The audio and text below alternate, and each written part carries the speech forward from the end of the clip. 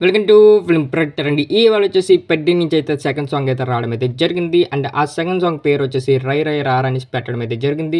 And song వినిన తర్వాత నా ఒపీనియన్ ఏంటంటే నాకైతే పర్లేదు అనిపించేసింది గైస్. పర్లేదు ఎందుకు అనిపించిందో ఒక ప్రాపర్‌గా మాట్లాడుకుందాం. అండ్ ఈ సాంగ్ వచ్చేసి మోటివేషనల్ సాంగ్ అనేసి మనందరికీ తెలిసిందే. అండ్ ఈ సాంగ్‌లో లిరిక్ అయితే టూ గుడ్‌గా ఇచ్చారు, మామూలుగా కాదు. ఎందుకంటే ఆ ప్రతి ఒక్క సెకండు అండ్ ఆ లిరిక్ అనేది మనకు ఆకట్టుకోవడం అయితే జరిగింది. అండ్ ఇందులో రామ్ చరణ్ గారి లుక్స్ కూడా చాలా బాగున్నాయి. ఒక వైలెంట్ లుక్‌లో అని బాగా చూపించారు అన్నట్టు నాకు అనిపించింది.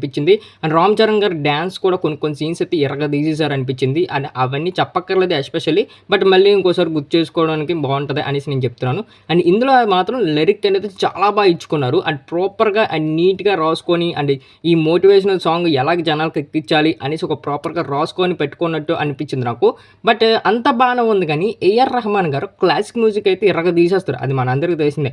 బట్ ఇది వచ్చేసి ఒక మాస్ టెంప్లేట్ సాంగ్ కదా! అది కొద్దిగా మిస్ అయిందేమో అన్నట్టు నాకు అనిపించింది కొన్ని కొన్ని చోట్ల దగ్గర. అండ్ ఆ బీట్ అనేది ఇంకొద్దిగా డ్రాప్ అయ్యిందేమో. అంటే 'పెడ్డీకి' మనకి ఎంత హైలైట్ మనకు తెలుసు. ఎంత హైలీ ఇచ్చారో మనందరికీ తెలిసిందే. ఆ గ్లిప్స్ గాని అండ్ మనకి వచ్చేసి ఆ 'చిక్కిరి చిక్కిరి' సాంగ్ గాని ఎంత హైలైట్ అయిందో మనందరికీ తెలిసిందే.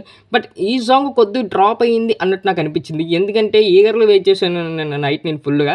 బట్ ఆ లిరిక్‌తో నన్ను ఆకట్టుకున్నారు. బట్ నేను ఒక 4, 5 సార్లు చూసేసాను పాటను మెల్లిని. కాకపోతే కొద్దిగా బీట్ ఏదైనా మిస్ అయిందా అన్నట్టు నాకు 4 సార్లు విన్నప్పుడు నాకు అదే అనిపించింది.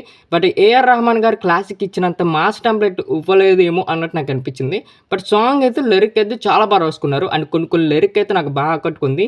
నిన్నటి కంటే రేపుండదంటే ఈరోజేం పీకావని. అండ్ ఆ లిరిక్ అనేది చాలా బాగుంది. అండ్ అదొక్కటే కాదు, చాలా ఉన్నాయి ఈ సాంగ్‌లోని. చాలా బాగా ఇచ్చుకున్నారు కొన్ని కొన్ని లిరిక్స్ అయితే. అండ్ ఇందులో రామ్ చరణ్ గారి గెటప్ అయితే చెప్పక్కర్లేదు. బట్ ఈ సాంగ్ వినిన తర్వాత అంటే ఈ సినిమా ఎలా ఉండబోతుంది అది మనందరికీ తెలిసిందే అన్నట్టు మనందరికీ తెలిసిపోతుంది అది ఎలాగుంటదో. అండ్ మెయిన్ వచ్చేసి అండ్ ఈ సాంగ్‌లోని ఎనకాల బ్యాక్‌గ్రౌండ్ కూడా బాగా ఇచ్చుకున్నారు అన్నట్టు నాకు అనిపించింది. అంటే ఆ సాంగ్ కరెక్ట్‌గా ఆ బ్యాక్‌గ్రౌండ్ కూడా మనకి బాగా పెట్టుకున్నారు అన్నట్టు అనిపించింది. బట్ ఈ సాంగ్ వినిన తర్వాత రామ్ చరణ్ గారిని ఈ సినిమాలో ఏ లుక్‌లో చూపించబోతున్నారో అది అందరికీ అర్థమైపోతుంది.